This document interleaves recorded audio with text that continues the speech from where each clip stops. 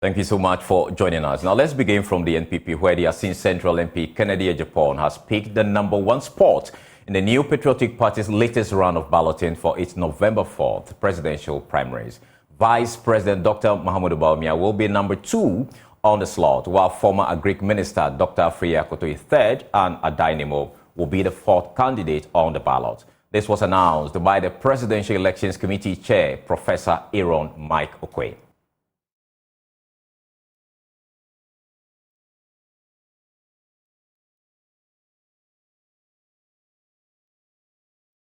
After hours of meeting the candidates and their representatives, Chairman of the NPP's Presidential Elections Committee, Professor Aaron Mike Okwe, announced the outcome of the balloting in front of aspirants and their representatives at the party's headquarters in Accra. By way of the placement, the tossing of a paper, Honorable Kennedy Ejapon takes #1.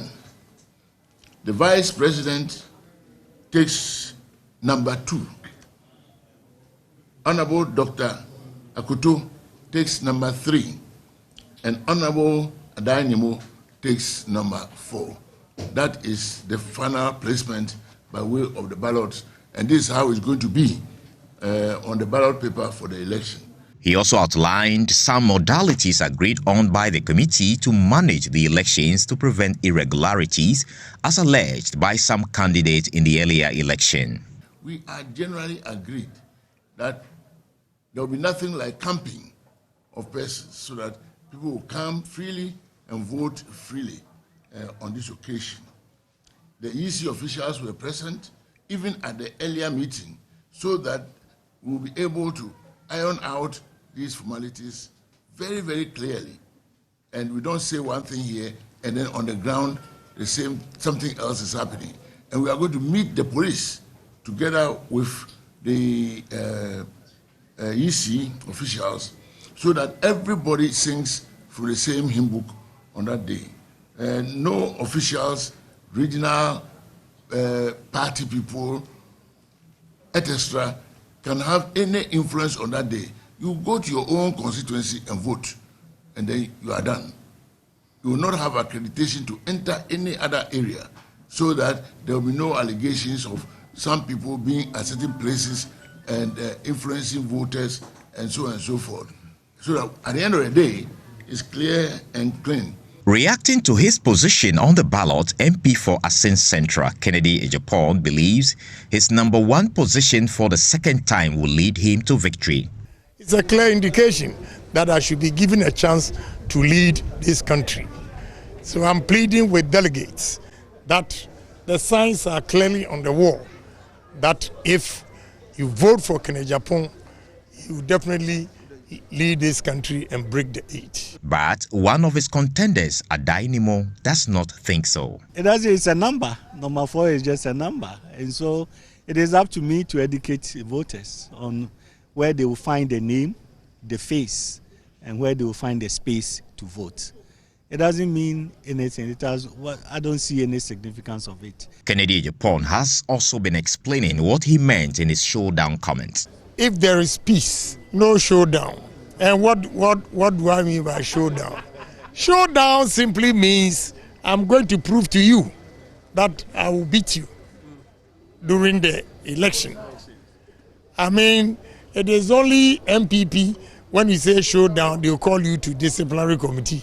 So when Vice President also jokingly said he'll give Mahama showdown, are you going to call him to disciplinary committee?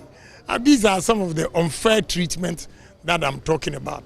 All 4 candidates will be lacing their boots for a showdown on November 4th.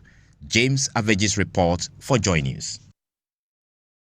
Now, the race started with 10 aspirants, including Kennedy Ejapon, Alan Kojo Chiramanten, Joe Gatti, Kojo Poku, and Dr. Osu Afriya Akoto. The rest were Kobine J. Ejapon, Francis Adainimo, Dr. Kofi Konedu Apreko, Boache Chiramanten Ejako, and Vice President Mahamudu Bawumia.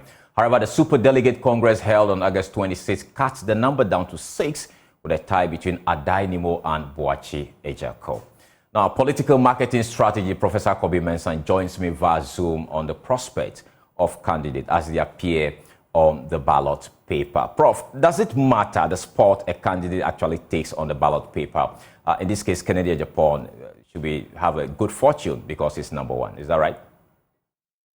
Thank you for having me. Yes, of course. I mean, obviously, we have actually lived, the experiences of ballot paper positions, I think since 2000 elections. In the literature, there had been evidences of, ballot paper advantages to political parties, to candidates. And then, of course, empirically, I mean, we have experienced, electoral, ballot paper positions. If you recall, in 2000, as Jacob Chibilamte created the ASEAHO, that actually resonated with the people. It means that ballot paper positions can actually give you a certain campaign effect. Okay. We always say that the campaign has a serious effect. It's kind of resonates with people. And so when you take a position on the ballot and the creative way that your team can actually fix that particular number into your campaign messaging, it actually sort of resonates and it kind of gives your campaign a certain mojo. And so we say that the campaign has the ballot paper has a campaign effect. Okay. Obviously, in a broader election, not this particular one, you realize that the voters are actually of high interest. People know exactly what they're going to vote because it's an internal party election. So you do not necessarily have quite a lot of floaters, so to speak. And then, of course, the issue of literate and illiterate, voters is also kind of reduced a little bit in party elections. However, if it was in a broader, national elections, then of course you can also talk about the electoral effect, where the position on the ballot could give somebody a certain advantage, especially when you're top of the pile. For example, Kennedy Japan at the top. It makes it easier, especially for people who are in a hurry, people who actually do not have a choice and they just don't want to vote. They are most likely to stamp at the top. Of course, that is not the case in internal party elections because, as I said, the interest is high and most people have already known their choices. And so you do not have that particular effect in an internal election than when you have a national elections. All right, Prof. So you're reported to have cast doubt on the NPP's stakes in the 2024 election. If Dr. Mahamudu Bawumia comes top in the flag bearership race, he will be number 2 on the ballot paper. What would be the best strategy for him to win this particular one? As I said, in this particular internal elections, you do not necessarily have a ballot paper strategy because it's a high-stake, high-interest elections. I am sure the majority of the voters, perhaps 95% plus, are actually quite clear who they are voting for. There could be some kind of people in a limbo or having a dilemma because of the exit of Alan Chomanton, which is a major player. And so there will be some voters who would have that dilemma whether they should vote in a particular way.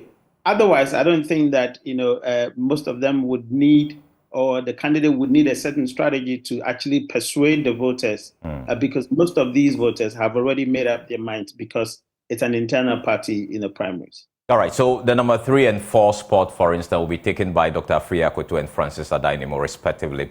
What is your take on how they can actually market themselves also? We have seen evidences of, that is in the general election, where people link the ballot positions to a certain narrative. For example, we saw, John 3:16. Remember, that catchy, slogans, from the NDC at the time. Obviously, we've heard, ASEO, for example, from Ajikum Kufuor's, campaign. And so those, the one who's at the 4th position can repeat the ASEO. Obviously, the person who's at the 3rd position can use some kind of religious connotations, all to sort of ramp up their campaign, to make the campaign more exciting and for perhaps, to drive their message, further down the line. But as I said, most of these voters in this particular elections have already known who they are going to vote for. All right. Thank you so much, Professor Kobe Mensah, for speaking to us here on Joy News.